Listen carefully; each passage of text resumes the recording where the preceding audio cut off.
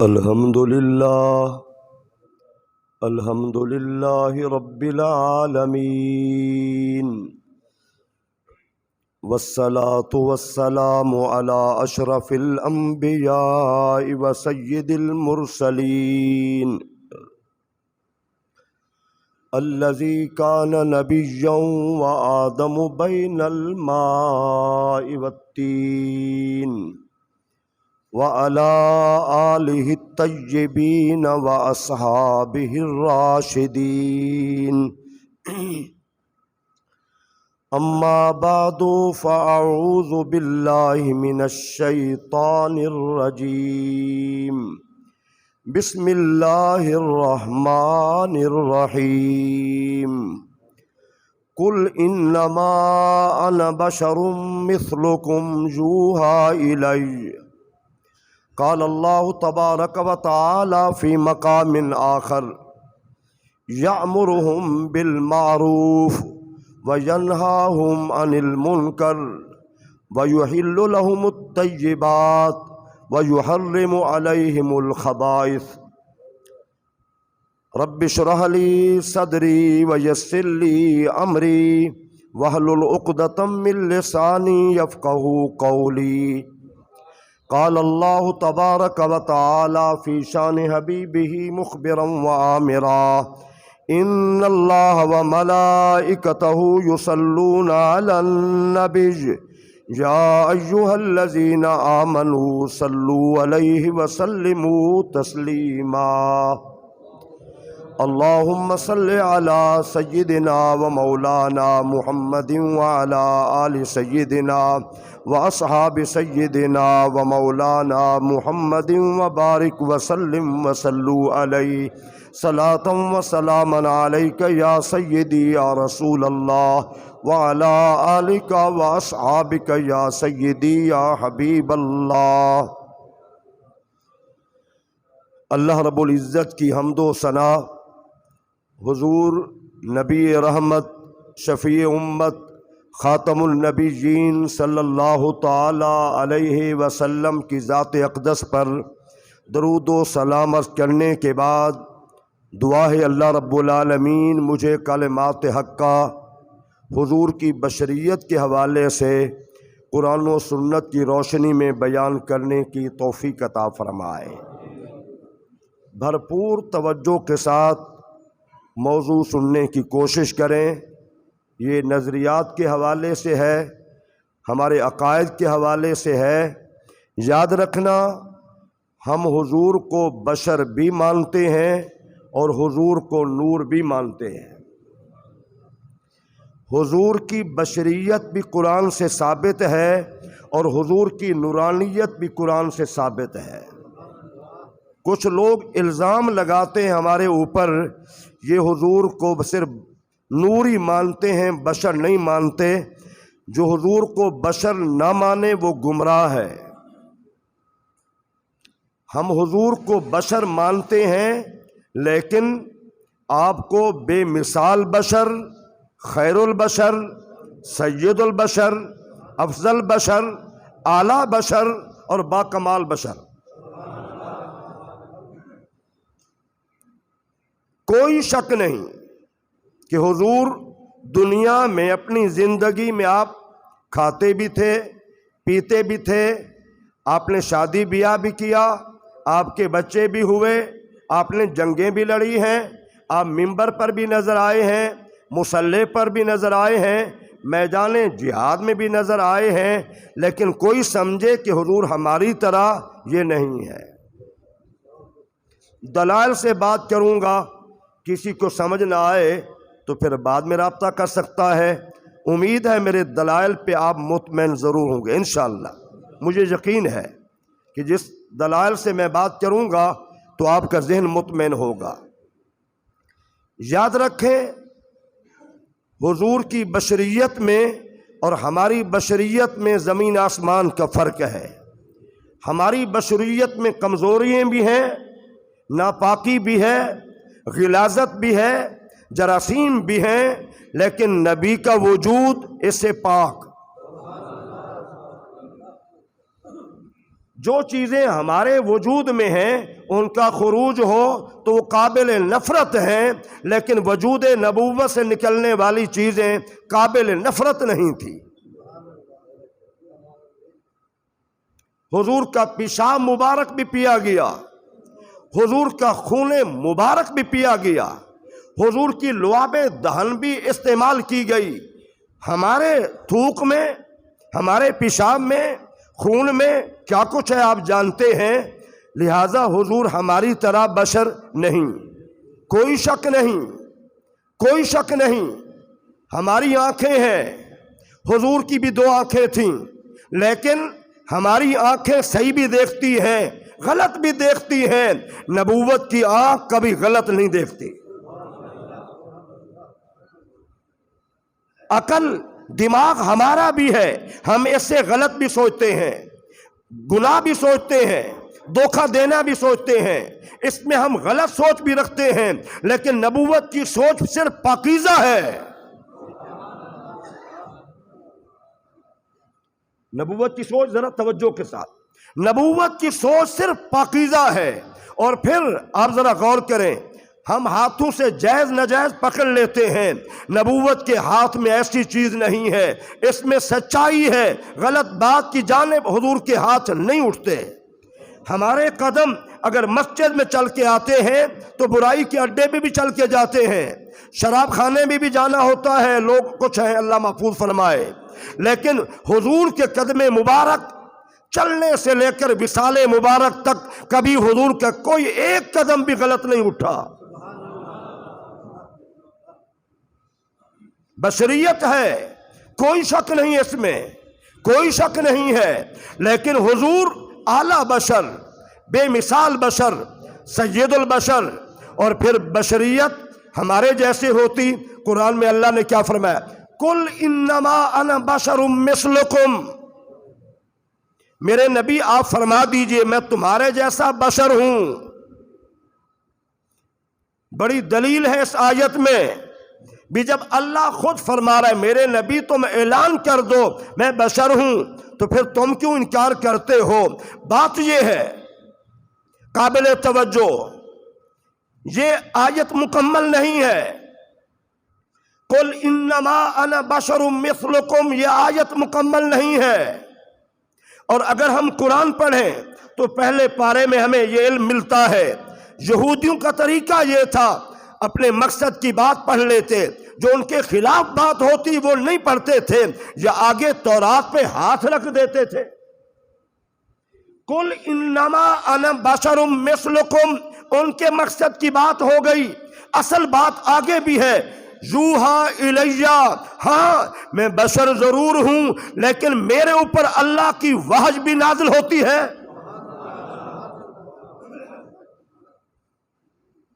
اربوں کی تعداد میں مخلوق ہے دنیا کے لوگ، کیا اربوں میں سے کسی پر بھی وحی نازل ہوتی ہے؟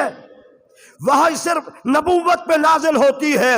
جب وحی آ گئی نبی علیحدہ ہو گئے، ہم نے بشریت تک مثلکم تک پڑھ لیا، آگے نہ پڑھا۔ قرآن آگے کہتا ہے جہاں بشریت کی بات ہے وہاں آگے یہ بھی ہے، یوحا الیہ، میری جانب تو اللہ کی وحی بھی نازل ہوتی ہے۔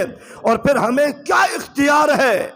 ہمیں کوئی اختیار نہیں ہے، ہم کسی چیز کو اپنی نیت سے، مرضی سے، علم سے، نظریات سے، فہم و فراست سے حلال نہیں کر سکتے، کسی چیز کو حرام نہیں کر سکتے۔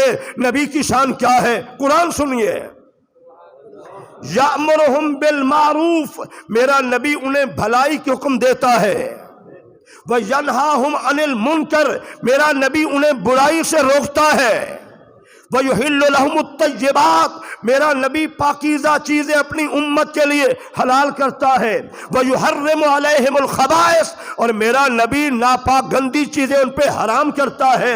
کیا ہمارے پاس اتھارٹی ہے؟ کیا ہمارے پاس اختیار ہے کہ ہم اپنی مرضی سے حلال کو حرام کہہ دیں، حرام کو حلال کہہ دیں، جائز کو ناجائز کہہ دیں، ناجائز کو جائز کہہ دیں؟ میرے نبی کو اختیار تھا، حضور شریعت کے حاکم تھے، حضور دین کے حاکم تھے، हुजूर बा इख्तियार थे। कुरान से देखिए, कुरान मजीद में कोई मामला हो तो दो गवाह।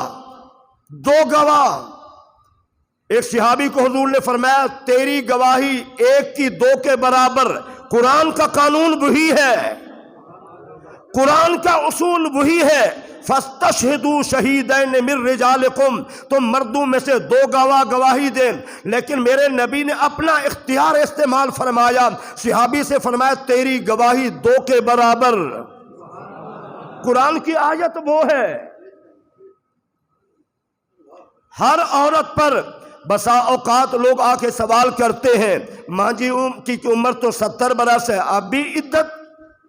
1000 बरस भी क्यों ना हो, इद्दत जरूरी है, ये कुरान का हुक्म है। कई मरतबा लोगों ने आके पूछा जी माँ जी की उम्र ज्यादा है, अब भी इद्दत? मैं खुले अल्फाज में कह रहा हूं, 1000 बरस भी खातून की उम्र हो, उसका खामद फौत हो जाए, इद्दत जरूरी है। लेकिन मेरे नबी ने अपना इख्तियार इस्तेमाल किया, एक औरत से कहा तेरे ऊपर कोई इद्दत नहीं है। कुरान में है, कुरान में इद्दत का सराहतन हुक्म है। मौलाना साहब की बीवी हो, पीर साहब की बीवी हो, हाकिम वक्त की बीवी हो, किसी की बीवी हो, इद्दत की माफी नहीं है। लेकिन मेरे नबी ने बशरियत में रहते हुए इख्तियार इस्तेमाल किया। हुजूर की बशरियत हमारी तरह नहीं है। फिर जरा आप गौर फरमाएं, देखें, मैं एक मिसाल देता हूं समझाने के लिए।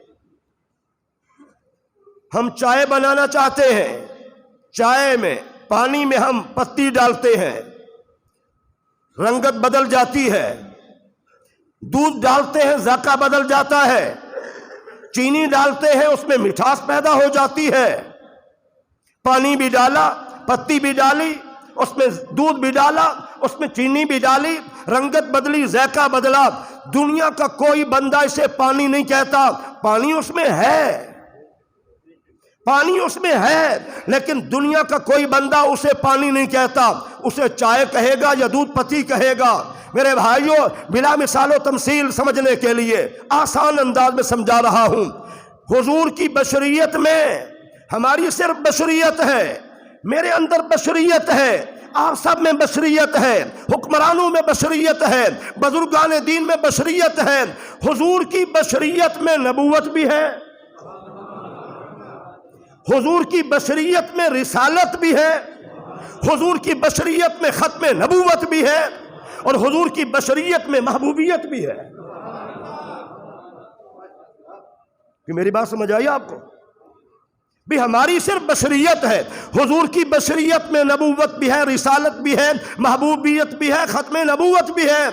हुजूर हम जैसे कैसे हो गए, किस तरह हो गए? भाई मैं छोटी सी मिसाल देता हूं, मां बीवी बराबर नहीं है, मां बीवी बराबर नहीं है। बीवी के सामने कहता है कि तेरी पीठ मेरी मां की तरह है, बराबरी दी है ना, जुबान से कहा है ना। इस्लाम कहता है बीवी के पास जा नहीं सकता, पहले कफारा अदा करे। मां के जिस्म के साथ जिस्म दोनों का एक जैसा है, लेकिन मुशाबिहत दे रहा है, मुशाबिहत दे रहा है।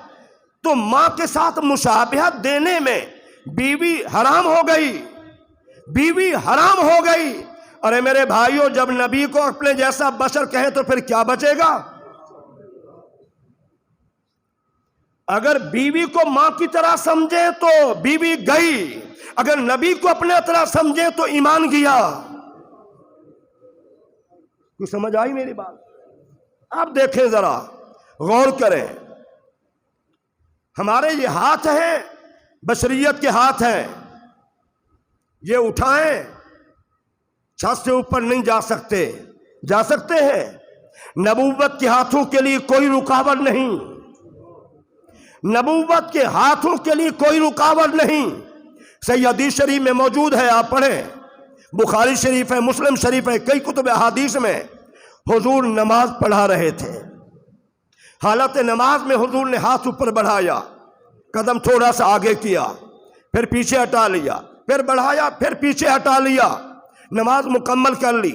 قریب والے صحابہ نے عرض کی حضور کیا بات ہے، آج تو ہم نے عجیب معاملہ دیکھا، آپ نے حالت نماز میں ہاتھ اوپر اٹھایا تو میرے نبی نے کیا فرمایا، آپ ذرا غور کریں۔ یہ حدیث میں صحیح عرض کر رہا ہوں، پوری ذمہ داری سے عرض کر رہا ہوں، کوئی دنیا کا مسلک اس حدیث کو ضعیف نہیں کہہ سکتا، راوی پہ جرح نہیں کہہ سکتا، ان راویوں میں کوئی کمزور نہیں ہے، کسی کے حافظے کا مسئلہ نہیں ہے، کسی کے نظریات کا مسئلہ نہیں ہے، یہ حدیث صحیح حدیث ہے اور صحیح سند کے ساتھ ہے۔ حضور نے کیا فرمایا، جب میں تمہیں نماز پڑھا رہا تھا اللہ کی جنت میرے سامنے تھی، جنت کہاں ہے، ساتوں آسمانوں کے اوپر ہے، میرے نبی کی نظر بھی پہنچ رہی ہے اور میرے نبی کا ہاتھ بھی پہنچ رہا ہے، میرے نبی کی نظر بھی وہاں پہنچ رہی ہے اور میرے نبی کا ہاتھ بھی وہاں پہنچ رہا ہے۔ فرمایا جنت کے انگوروں کا گچھا لٹک رہا تھا، میں نے توڑنے کا ارادہ کیا، اگر میں توڑ لیتا تو کبھی ختم نہ ہوتا، لیکن یہاں پر تو سارے موجود ہیں، مسلم بھی غیر مسلم بھی، محبت کرنے والے بھی بے ادبی کرنے والے بھی۔ فرمایا جب جنت میں میری امت کے لوگ جائیں گے سب وہاں مزے سے کھائیں گے، اب ہاتھ بھی پہنچ رہا ہے، حضور کی نظر بھی پہنچ رہی ہے اور ساتوں آسمانوں کے اوپر جنت ہے، تو میرے بھائیوں ہم تو نبی کی نگاہ کا مقابلہ نہیں کر سکتے کہ حضور کی نگاہ کہاں تک جاتی ہے، ہم کہیں ہماری طرح بشر۔ پھر ذرا آپ غور فرمائیں، دیکھیں ہمارے خون میں ناپاکی ہے، دنیا میں کسی بندے کا خون حلال نہیں ہے کہ بندہ پی لے مزے سے۔ سیدنا علی المرتضیٰ جیسی شخصیت، صاحب علم و دانش، جن کے متعلق حضور نے بھی فرمایا انا مدینۃ العلم وعلی بابھا، میں علم کا شہر ہوں، علی اس کا دروازہ ہے، اس شخصیت نے بھی حضور کا خون پیا ہے۔ میرے نبی نے نہیں فرمایا تو نے اپنے پیٹ میں حرام کو ڈال دیا، نہیں،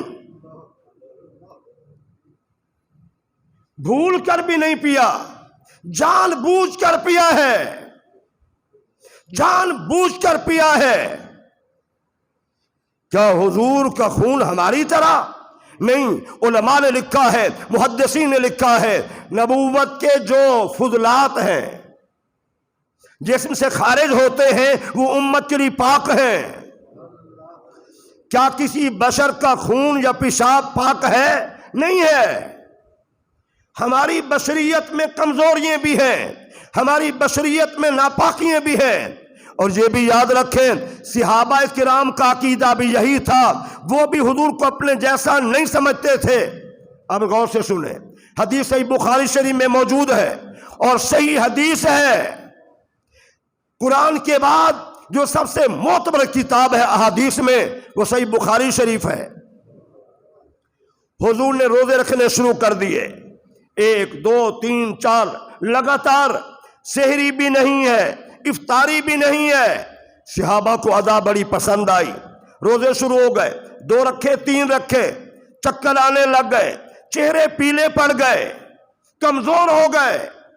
میرے صحابہ تمہیں کیا ہے؟ عرض کی حضور آپ کے روزوں والی ادا ہمیں پسند آئی ہے، اس لیے ہم نے بھی سحری افطاری کے بغیر روزہ رکھنا شروع کر دیا۔ توجہ، بغیر سحری کے ہم نے روزہ بھی رکھا، بغیر افطاری کے ہم نے اختتام بھی کیا، اگلا روزہ بھی رکھ لیا۔ اب حضور نے کیا فرمایا؟ ایکم مثلی، تم میں کون ہے جو میرے برابر ہو، میری مثل ہو؟ ابھی تو ربی یطعمنی ویسقینی، میرا رب مجھے کھلاتا بھی ہے اور میرا رب مجھے پلاتا بھی ہے۔ میرے بھائیو، اگر حضور ہماری طرح بشر ہوتے تو سیدنا صدیق اکبر کو، سیدنا عمر بن خطاب کو، سیدنا عثمان غنی کو، سیدنا علی المرتضیٰ کو یہ حق حاصل تھا۔ 2 کی بیٹیاں حضور کے نکاح میں اور 2 کے پاس میرے نبی کی بیٹیاں، ان کو تو حق حاصل تھا۔ حضور کیا آپ بشر نہیں؟ ہماری بیٹیاں آپ کے نکاح میں ہیں، حضور کیا آپ بشر نہیں کہ آپ کی بیٹیاں ہمارے نکاح میں؟ جب صدیق اکبر نے نہیں کہا حضور آپ ہماری طرح نہیں ہیں، عمر ابن خطاب نے نہیں کہا، عثمان غنی نے نہیں کہا، علی المرتضیٰ شیر خدا نے نہیں کہا، ہمیں کیسے شعور آ گیا کہ ہم نے حضور ہماری طرح ہے؟ اور میں پوری ذمہ داری سے عرض کر رہا ہوں، تیسری مرتبہ میں تفسیر پڑھا رہا ہوں، ماشاءاللہ علامہ صاحب گئے ہیں، بھائی حج نواز صاحب بھی گئے، کئی احباب گئے ہیں، صبح 30 35 40 کی کلاس ہوتی ہے، تیسری مرتبہ پڑھا رہا ہوں میں، شروع سے آخر تک ایک مرتبہ پڑھایا، دوبارہ اب تیسری مرتبہ 58 پارہ چل رہا ہے، بڑا ماحول ہوتا ہے۔ پورے قرآن مجید میں ذمہ داری سے عرض کر رہا ہوں، جو قوم جو لوگ نبی کے مخالف ہوتے تھے وہی کہتے تھے نبی ہماری طرح بشر ہے۔ پورے قرآن مجید میں دعوت فکر دے رہا ہوں، دعوت فکر دے رہا ہوں، کہیں نہیں ہے کہ ماننے والوں نے، محبت کرنے والوں نے، کلمہ پڑھنے والوں نے اپنے نبی کو اپنے جیسا کہا ہو، نہیں کہا۔ جو ہمیشہ مخالف تھے وہ اسی بات پہ بشر ہے، ہمارے جیسا ہے، یہ کھاتا بھی ہے، یہ پیتا بھی ہے، لیکن انہیں کیا پتا کہ نبوت کا جو وجود ہوتا ہے وہ کتنا پاکیزہ ہوتا ہے۔ سیدہ عائشہ صدیقہ حضور کی بیوی فرماتی ہیں، میاں کے عیب، میاں کی خامیے، میاں کے خصائل، میاں کی اچھی باتیں بیوی زیادہ جانتی ہے۔ عرض کی حضور بات میں ہم بھی جاتے ہیں، جب آپ بات سے باہر آتے ہیں وہاں پر سوائے خوشبو کے اور کچھ نہیں ہوتا، وہاں خوشبو کے علاوہ کچھ نہیں ہوتا۔ میرے بھائیوں پھر ذرا غور کریں، آپ فرماتی ہیں، یہ حدیث بخاری شریف میں موجود ہے، جب رات کو حضور نیند کر کے آدھی رات، اس سے زیادہ اس سے کم سونے کے بعد، آرام سے نیند کرنے کے بعد حضور جب کھڑے ہوتے، ہاتھ دھو لیتے، کلی کر لیتے، بغیر وضو کرنے کے حضور تہجد بھی پڑھ رہے ہیں، نوافل بھی پڑھ رہے ہیں، حضور وتر بھی پڑھ رہے ہیں۔ اما عائشہ نے عرض کی حضور کیا آپ سوتے نہیں ہو؟ پر میں سوتا ہوں عائشہ۔ حضور آپ نے فرمایا ہے 1 منٹ کے لیے آنکھ لگ جائے تو وضو ٹوٹ جاتا ہے، بھلے مولانا صاحب ہوں، بھلے پیر صاحب ہوں، بھلے کوئی بندہ ہو، غوث ہو، کتب ہو، ابدال ہو، بڑے ولایت کے منصب پہ فائز ہو، 1 منٹ سو گیا، آنکھ لگ گئی، زمین پہ لیٹے ہوئے، وضو ختم، ہاں میں اور آپ بیٹھے ہیں، گرتے نہیں ہیں، آنکھ لگی ہے، جھٹکا آیا ہے، اس سے وضو نہیں ٹوٹتا۔ لیکن اگر آپ سو گئے پھر مسئلہ یہی ہے، کوئی مسئلہ عالم دین بتائے گا، وضو ٹوٹ جاتا ہے۔ سونا آدھی رات، اس سے زیادہ، حضور نے کیا فرمایا؟ عائشہ تنام عینایا ولا ینام قلبی، میری آنکھیں سوتی ہیں، میرا دل نہیں سوتا۔ دنیا کا بڑا صاحب کرامت بزرگ بھی سو جائے تو وضو ٹوٹ جاتا ہے، لیکن پوری کائنات میں میرے نبی کی ایسی عظیم ہستی جس نبی کی نیند کا مقابلہ امت کی نیند نہیں کر سکتی، اس کی ذات کا مقابلہ کیسے ہو سکتا ہے؟ اور پھر دیکھیے اللہ کریم نے حضور کی کیا شانیں بیان کی ہیں۔ کیا سب بشر کو یہ پوزیشن حاصل ہے؟ سب بشریت کو یہ باتیں حاصل ہیں؟ اللہ قرآن میں فرماتا ہے لعمرک، میرے محبوب تیری عمر کی مجھے قسم ہے، تیری عمر کی مجھے قسم ہے، لا اقسم بہذا البلد، میں اس شہر کی قسم کھاتا ہوں، وانت حل بہذا البلد، میرے حبیب آپ جو شہر میں موجود ہیں، نہیں کہا مکہ مکرمہ ہے، حجر اسود ہے، یہاں پر صفا مروہ ہے، یہاں مکہ مکرمہ میں عرفات ہے، منا ہے، مزدلفہ ہے، نہیں، میرے حبیب آپ جو یہاں پہ موجود ہیں، اس لیے میں قسم کھا رہا ہوں۔ اور پھر اللہ کریم نے یہ بھی فرمایا والعصر، قسم ہے زمانے کی، میرے نبی تیرے زمانے کی مجھے قسم ہے۔ آپ ذرا غور کریں، کیا ہم سب بشر برابر ہیں؟ کبھی نہیں، کسی صورت میں نہیں۔ دنیا کا کوئی بندہ حضور کی طرح نہیں ہو سکتا، حضور سب سے افضل و اعلیٰ ہے۔ دیکھیے احادیث کے واقعات تو بہت سارے ہیں، ایک واقعہ بیان کرتا ہوں۔ حضرت جابر رضی اللہ تعالی عنہ خندق کھودنے میں حضور کے ساتھ تھے۔ کئی دن سے خندق کھودی جا رہی تھی، اسے غزوہ خندق کہا جاتا ہے۔ پتھریلی زمین، کھانے کے لیے کچھ نہیں، پورے دن میں 1 یا 2 کھجوریں ملتی ہیں۔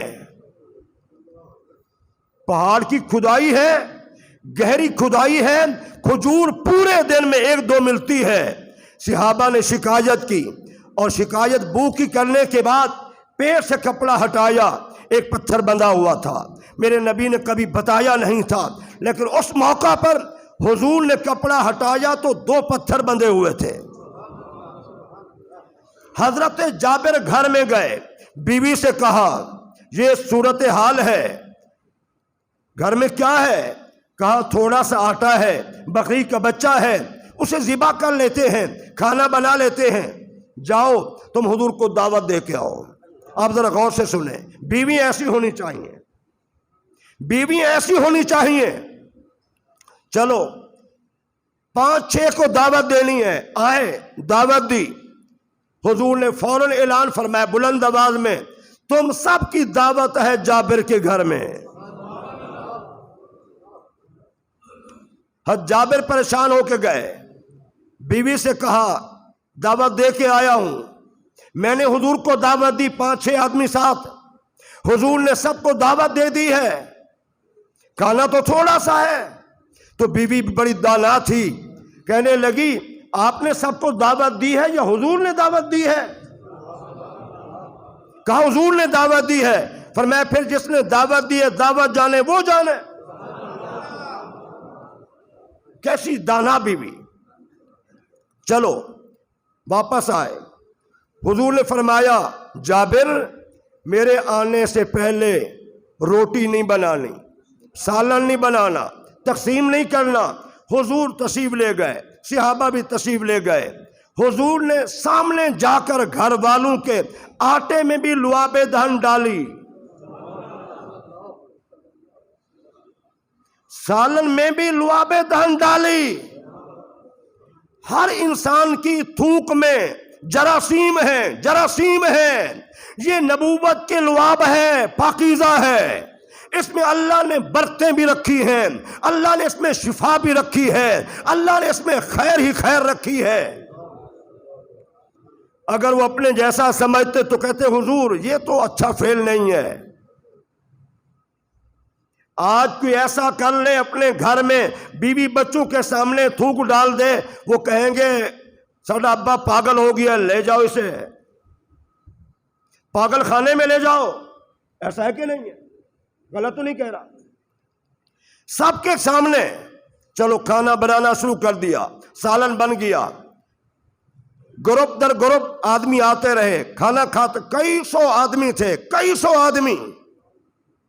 جب سارا کھانا کھا گئے چلے گئے، ان کے جانے کے بعد حضرت جابر کہتے میں نے کہا دیکھو تو صحیح، جب میں نے دیکھا تو میں نے کہا پتہ نہیں پہلے زیادہ تھا یا اب زیادہ ہے۔ نبوت کی، بشریت کی تھوک چلی جائے، سالن بھی ختم نہیں ہوا، روٹیاں بھی ختم نہیں ہوئی، 5-6 کلو 5-6 آدمیوں کا کھانا ہے، سب کھا گئے ہیں۔ چھوٹا بکری کا بچہ جس کا 4-5 کلو گوشت سینکڑوں کھا گئے ہیں، اب بھی روٹی بچی ہوئی ہے، سالن بچا ہوا ہے۔ کیا حضور ہماری طرح بشر ہے؟